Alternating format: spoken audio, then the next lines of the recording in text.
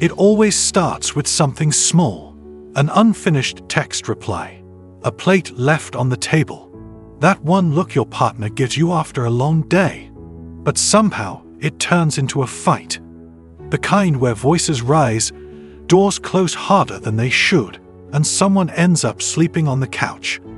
Again, you look at your partner and wonder, how did we get here? Over something so little. This is the story of Deepak and Naina. They've been married for 7 years. They love each other. They really do. They've built a life, a home, and are raising 2 beautiful kids. To everyone around them, they seem strong, solid. But behind closed doors, tension has been building. Not from anything dramatic, just small things. Deepak comes home tired. Naina has already been managing the kids, the house, and her freelance work all day. When he walks in, she's waiting to be heard. But instead of listening, Deepak heads to the couch and scrolls through his phone. She stares at him. He doesn't notice. That's when she snaps. You never ask how my day was. You just walk in like none of it matters.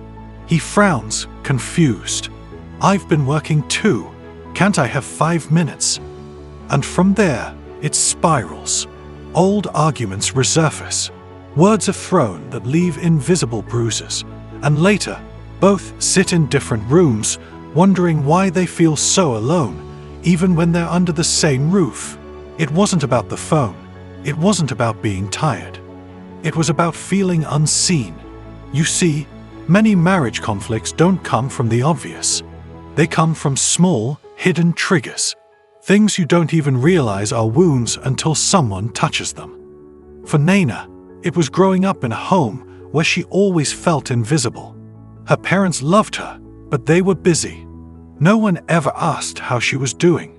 So now, as an adult, when Deepak doesn't ask, it reopens that childhood hurt. And she reacts, not just to him, but to all the years she was silent. For Deepak, the story was different. He grew up with a father who always criticized him. So, whenever Naina gets upset, Deepak feels attacked. Even if she's just asking for attention, his body hears criticism, and he shuts down.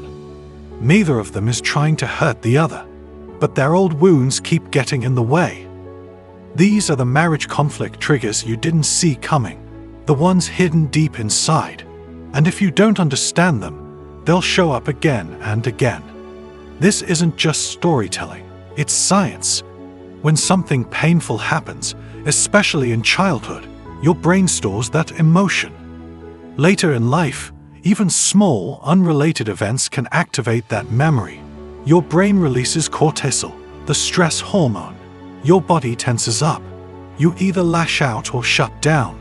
According to a study from the University of California, people in close relationships often project unhealed emotional wounds onto their partners without knowing it. That's why your partner's small action can feel like a much bigger betrayal, because it touches an old scar. In Deepak and Naina's case, their arguments weren't about what was happening in the moment. They were about what had already happened long ago. And the only way to stop the cycle was awareness. One night, after a particularly bad fight, Naina sat alone at the kitchen table, wiping tears. She didn't even remember what they fought about. She just felt tired. Tired of the silence. Tired of the same pain. Tired of being misunderstood. She pulled out her notebook and started writing. Not about him, about herself. She wrote about how she used to wait by the door as a little girl, hoping her mom would ask about her school day. She remembered how she stopped expecting it after a while. That sadness never went away. It just followed her into adulthood. Deepak, in another room, was lying on the couch, staring at the ceiling. He wasn't angry anymore, just confused. He wondered why every conversation with Naina felt like a trap. He remembered how his dad used to tell him he was never enough. That feeling stayed with him. In that quiet moment, both realized something important. They weren't each other's enemy. They were each other's mirror. Each was triggering the other's oldest fears. Marriage isn't about perfect communication. It's about learning what lies beneath the surface. It's about saying, "This hurt me," without blame, and "I hear you," without defense. The next morning, Deepak made breakfast, quietly. Nothing fancy, just toast and tea. He placed a cup in front of Naina. She looked up, surprised. "I realized something," he said. "I'm not really mad at you. I'm mad at how small I still feel inside. And I don't want to take that out on you anymore." Naina blinked, her eyes filling. "I'm sorry too," she whispered. "Sometimes I'm not really yelling at you. I'm yelling at all the times I felt invisible. And that's not fair either. It wasn't a perfect moment, but it was a real one." That's how healing begins. Because when you name your triggers, they lose their power. When you say out loud, "I feel like I'm not enough," or "I feel invisible," you shift the fight from against each other to beside each other. That simple shift changes everything. Later that week, Naina began practicing something new. Whenever she felt triggered, she didn't react right away. She paused, she breathed. She said in her mind, "This is not the past. This is now." Deepak did the same. When he felt cornered, he repeated to himself, "She's not criticizing me. She's asking to be seen." Over time, the energy in the house shifted. Fights didn't disappear, but they became gentler, shorter, more honest. And on the nights when tension returned, they didn't escape into silence. They reached for each other. Because they had learned one of marriage's deepest lessons. Most arguments are not about what's wrong with your partner. They're about what's still hurting inside of you.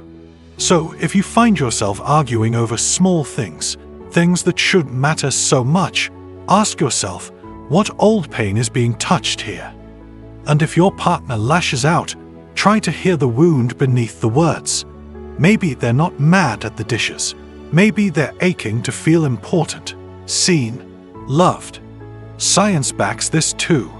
According to research published in the journal Emotion, couples who learn to regulate their emotional triggers and respond with compassion experience higher levels of satisfaction and connection. The reason? Positive hormones like oxytocin, released through small acts of love and understanding, help relax your mind and dissolve tension. That's not just good for your marriage. It's good for your brain, your heart, and your health. So, the next time you feel that fire building inside, pause, relax your mind. Not because the conflict doesn't matter, but because you matter. Your peace matters. Your connection matters more than winning a fight. If you've been wondering why small things cause big fights, now you know. It's not about the moment. It's about what the moment represents. And once you understand that, you stop fighting each other and start fighting for each other. You don't have to be perfect to have a good marriage. You just have to be aware, brave enough to look within, gentle enough to speak the truth, and strong enough to keep showing up. So today, if your relationship feels heavy, take a breath. Every conflict is a doorway. You can slam it shut or walk through it together. Relax your mind. Breathe through the old pain.